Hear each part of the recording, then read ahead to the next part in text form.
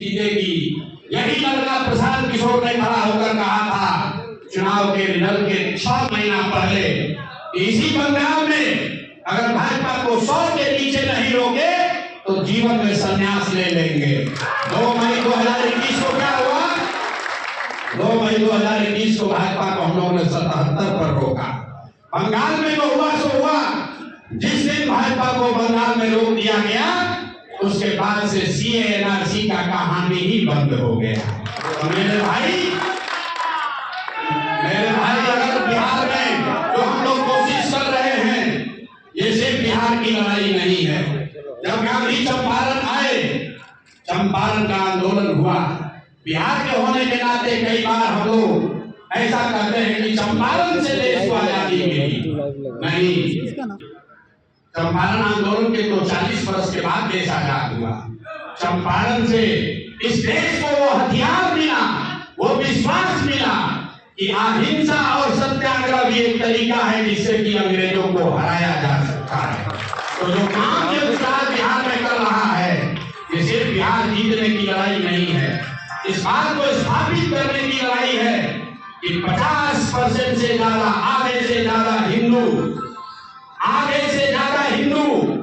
जो आज भाजपा से जाति के नाम पर नहीं, विचारधारा के नाम पर लड़ रहे हैं, उनके विरोध में खड़े हैं, वो आधे हिंदू अगर 20% मुसलमानों के साथ मिलकर राजनीतिक सामाजिक गठजोड़ बना ले तो दुनिया की कोई ताकत उनको जीतने से नहीं हो सकती है, कोई नहीं हो सकती है।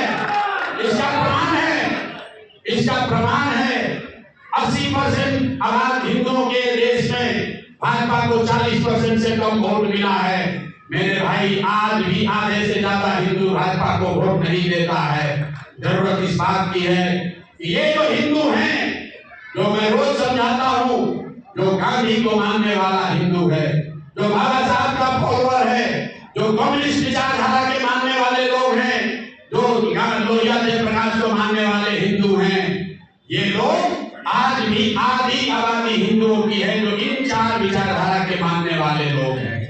अगर इनके साथ 20% मुसलमान साथ में आ जाए तो सीधा आप हुए 60, भाजपा हुई 40। यही फॉर्मूला है जिससे भाजपा को देश में हराया जा सकता है। और अगर राजनीति को किनारे भी कर दें तो यही वो लोग हैं जिन्होंने आजादी के लिए अपना खून बहाया है। गांधी के मानने वाले लोगों ने आजादी की लड़ाई लड़ी, मुसलमानों ने आजादी की लड़ाई लड़ी, बाबा साहब अम्बेडकर, कम्युनिस्ट और समाजवादियों ने आजादी की लड़ाई लड़ी, भाजपाइयों ने आजादी की लड़ाई नहीं लड़ी थी। अगर जैसे देश में आजादी हासिल करने के लिए मुसलमानों का और इन 4 विचारधारा के मानने वाले लोगों का गठबंधन बना था, उसी तरह अगर आज आपको नई व्यवस्था खड़ी करनी है तो विचारधारा आधारित व्यवस्था बनानी पड़ेगी।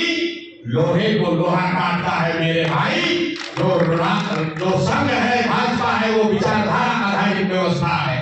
अगर भाजपा की विचारधारा से लड़ना है तो महात्मा गांधी की विचारधारा को ही खड़ा करना पड़ेगा, दूसरा कोई रास्ता नहीं है। मुसलमानों को बस मैं इतना ही कहूंगा मेरे भाई, अब अगले 2 महीने अभी आंख बंद करके भरोसा मत कीजिए, देखते जाइए। खेल अभी अब शुरू हुआ है,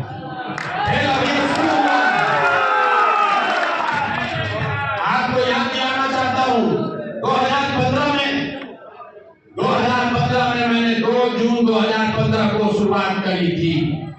तब ये मोदी की लहर थी। 14 में हम ही वो जिताने में कंधा लगाए थे। 15 में जब यहाँ आए, 2 जून 2015 को पहली बार मैंने हर घर दस्तक प्रोग्राम शुरू किया था। और जो महागठबंधन जिसकी आप चर्चा करते हैं, वो अगस्त में महागठबंधन बना था और नवंबर आते आते भाजपा को 55 सीट पर हम लोग समेट दिए। अभी बहुत पानी बहना बाकी है। आपको सिर्फ इतना ही आग्रह करने आए हैं कि अब समय आ गया ये देखने का, समझने का कि समाज में कौन कौन से लोग जनसुराज से जुड़ रहे हैं, और ये तय करने का कि जब सारा समाज जनसुराज से जुड़ रहा है तो कहीं मुसलमान किनारे ना बैठा रह जाए। बस यही आपसे आग्रह करने आए। हमारे गाने को मत लीजिए, आपके इलाके में खुलकर चर्चा कीजिए भाई किसको वोट दे रहे हैं। अगर सारे लोग कह रहे हैं कि धनसुराज को दे रहे हैं तो मेरा आग्रह बस इतना ही है कि आप पीछे मत करिए। इसलिए नहीं कि प्रशांत किशोर कह रहे हैं, मेरे भाई आपको हक के साथ खड़ा होना बताया गया है। हक के साथ खड़ा होइए, हक के साथ खड़ा होकर ही आगे का रास्ता निकलेगा। हकुल अल्लाह के साथ हकुल इबाद को अदा करने का भी अब आपका समय है। अब अपने समाज के लिए भी कुछ करना है।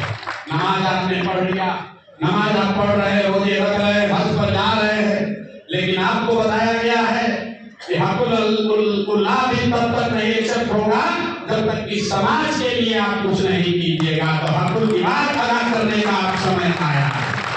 अब वो समय आया है कि बिहार के समाज को सुधारने के लिए आप भी कंधा लगाइए।